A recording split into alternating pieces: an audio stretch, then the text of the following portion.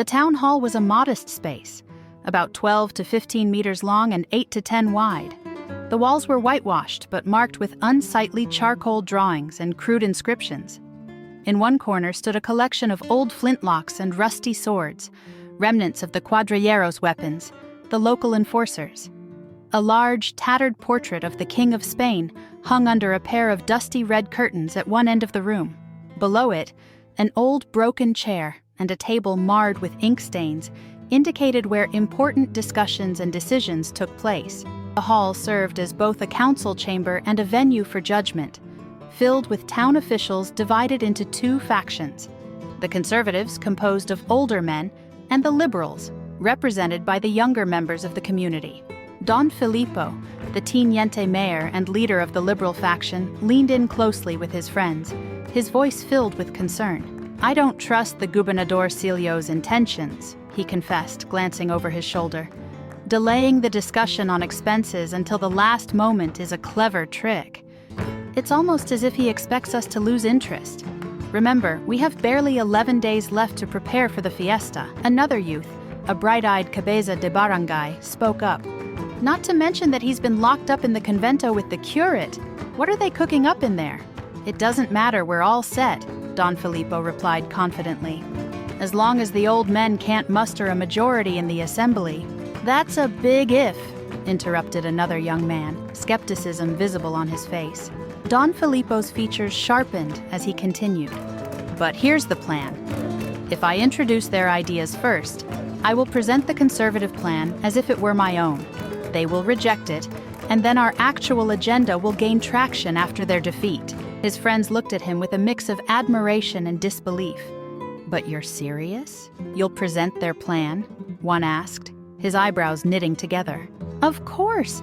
Trust me," Don Filipo smiled, fixing his eyes on a group of elders who exchanged dubious looks. "Listen." He leaned closer to his allies, lowering his voice. "This morning I met with old Tassio. He advised me, look, if you want to ensure something doesn't happen, present it yourself. They will reject it with fervor, no matter how beneficial it may be. The moment you lose, let someone else propose it, and they will adopt it just to prove you wrong." The young men's expressions turned serious as they pondered his words, and just then, Ibarra and the schoolmaster entered the hall. Both greeted groups of officials without committing to any particular side. Upon Ibarra's arrival, a subtle wave of murmurs coursed through the room, for he was the son of the late Don Rafael Ibarra, a respected, albeit controversial figure in town. Just then, the gobernadorcillo walked in, looking visibly disgruntled. His posture reflected the burden of authority he held, and as he settled beneath the portrait of the king, he began fussing with his papers, coughing multiple times to clear his throat. "Gentlemen," he began, his voice shaking slightly, "I have called you to gather here for this meeting because..." He fumbled. "Ahem, we've got the fiesta of our patron saint, San Diego, coming up on the 12th. Today is the second..." He was cut off by a loud, dry cough, which prompted several attendees to glance at one another. At a bench nearby, a man of proud bearing rose. It was Capitan Basilio, a wealthy landowner and staunch conservative, his confidence evident through his posture. "Gentlemen, let me address this matter," he began. "I know others are more qualified to speak, but allow me to go first. It is only fitting." He aimed for gravitas, drawing attention to himself while subtly comparing his credentials to those of his peers. He continued with inflated rhetoric. "What I have to say is of utmost importance. We need to establish order in this hall, so I propose that everyone expresses their views clearly. Let us all come together in harmony, as was said back in the glorious days of ancient Rome." A few snickers erupted, but others nodded in agreement. Satisfied with himself, he returned to his seat, casting a brief, disdainful glance at Ibarra. This was when the gobernadorcillo gained some composure, trying to open the floor for discussion. "Anyone may speak who wishes," he said, but a series of coughs drowned his voice, overshadowing the meeting's purpose. Nobody seemed willing to take their turn. The silence weighed heavily in the air until Don Filipo rose, sensing opportunity. "I stand now to present our estimate of expenses for the fiesta," he began, eager yet cautious.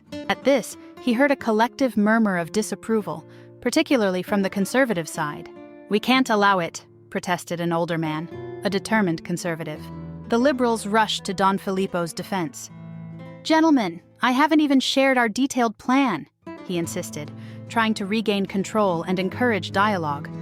With unrestrained ambition, he shared, "We estimate 3,500 pesos for the fiesta expenses. With this, we can celebrate an event that will certainly eclipse any other we've held in the past." "What? 3,500? Came an incredulous response from one elder. "That's simply outrageous." "Let me convince you," Don Filipo pressed on. He began to outline his extravagant proposals. A theater erected in the plaza and performances by a troupe from Tondo. The whirls of conversation quickened as comparisons to neighboring towns' budgets caught fire. The town of A has 5,000. B has 4,000. Shouted an elder, dismissing Don Filipo's ideas. "Exactly. I'll allow for 200 pesos for the theater," Don Filipo declared without missing a beat. He continued outlining further expenses. Thousands of pesos for fireworks, food, and games, while tensions mounted among the conservatives, their faces filled with disbelief and resentment. "How absurd! Our townsfolk can't afford such excess," came from a conservative member. "That's precisely why we must showcase our wealth on this festive occasion." Don Filipo raised his voice, igniting murmurs of agreement among the youth in his faction. He continued passionately, "Imagine 200 fireworks. Let's invite the best pyrotechnicians from Malabon. We want our fiesta to be memorable." An elderly man interjected, frustrated at the absurdity of what was being proposed. "A 2-peso bomb doesn't even scare a child. We need real pyrotechnics." "Very well," replied Don Filipo. "Let's set aside 1,000 pesos for the fireworks, and let's not forget the lavish food. 200 roasted pigs, chickens thrown into the lake, and shocks that will wow the people." Chaos erupted with laughter and outcries amongst the assembled officials. Some in the conservative faction looked at each other incredulously, and it became clear to them that Don Filipo had gone too far. In the midst of the chaos, Capitan Valentin, a level-headed conservative, rose to speak. "We cannot agree to such lavish proposals," he said earnestly. "Only a fool would push forth such ludicrous ideas. Let's keep our plans manageable and sensible." The conservatives nodded vigorously in agreement. "Exactly. What's the point of the excess?" shouted another dissenting voice. Meanwhile, the gusto in Don Filipo's proposals was met with resistance that grew more vehement, as every act he described seemed to demand more and more from their limited budgets. And then came the young cabeza de barangay again, his voice trembling but determined. "I beg you all to hear me. I may be young and I am no orator, but please allow me to share my thoughts." The conservatives granted him the floor, curious about what fresh perspective he might present. "My plan is different," he continued. "Instead of mindless imitation of grand fiestas from those we do not know, let us reflect our own customs. We must use the gathered funds to benefit our community rather than throw it away on extravagances." "Bravo!" shouted some of the younger members enthusiastically, while Capitan Basilio nodded approvingly. "I suggest we create engaging displays that speak to our culture, and performances that highlight our way of life," he continued with fervor. "Let's present our stories and traditions rather than merely entertain guests with someone else's dramas. What can we gain from foreign plays where kings and giants wreak havoc? We are not kings. Wouldn't we be better served by celebrating our rich history and customs?" His voice built on the applause from around the room. Old men began to look thoughtful, and the momentum shifted in favor of the younger man's fresh ideas. "We can celebrate our own victories and traditions, not those of past nobles," he asserted, eliciting support from the crowd. "I propose we create a drama that accurately represents our town. How about a comedy reflecting our own choices and the election of our gobernador Silio?" Someone in the audience gasped audibly, clearly impressed by this notion. Amidst the increased whispers of agreement, Don Filipo sat in bewilderment, a storm of emotions brewing. The young head of the barangay saw the opportunity to act, declaring, "Let's use funds wisely. hold contests showcasing skills like boat races or other games involving our local youth. And let's consider brightening our celebrations with a few fireworks that are tasteful, promptly matched with local music. A schoolhouse, Ibarra suddenly interjected, capturing attention once more. Let us earmark part of the proceeds for a school. We need to ensure our children learn and grow rather than waste away. It's appalling that we're debating a show while our education suffers at the expense of old collectives. An excited murmuring washed over the assembly, many faces reflecting surprise or eagerness about this new plan. I'll cover the costs for the theater, Capitan Basilio shouted enthusiastically, raising his hand. And I'll provide cuadrilleros for security, added another enthusiastic voice. With rising energy, the members began pledging support for the youth's vision, eager to distance themselves from Don Filipo's lost cause.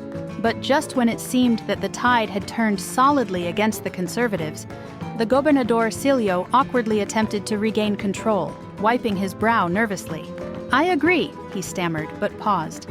Though the curate has other ideas. The uproar intensified as the audience demanded clarity. What does the curate want? Came various voices. After a strained silence, the gobernador Silio nervously replied, well, the padre wants 6 processions, 3 sermons, and if funds allow, he'd like a comedy from Tondo with songs in between. But we won't have any of that, shouted the youth and his supporters, cognizant of the divide that had formed over the curate's influence. The curate wants it, insisted the gobernador Silio, looking overwhelmed. I promised him we'd meet those demands. Why didn't you mention this sooner? Don Filipo said bitterly, feeling the ground beneath him shift completely. You've wasted our time. Just then, the wise old man, Tassio, spoke up, cutting through the noise. Why do we bend to the curate's wishes? He offers nothing.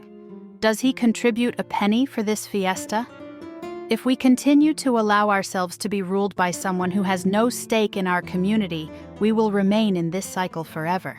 The atmosphere in the hall became charged as people took sides. Some cried out in agreement with Tassio, while others pleaded for a return to order amid the clamor. Feeling the pressure, the gobernador Silio's resolve wavered. I don't know. Maybe if we let him have his demands for this event, we can have the fiesta for ourselves later. Enough, exclaimed one elder. We'll withdraw our contributions.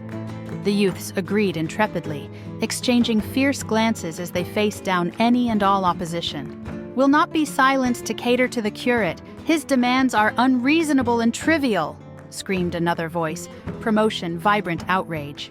Seeing chaos unfold, Ibarra turned to the schoolmaster. Is there anything you need me to address at the provincial capital? I will be heading right away. Have you business there? The schoolmaster asked, raising an eyebrow. We have business indeed, Ibarra responded mysteriously, a fire igniting within him as he grasped the significance of the moment.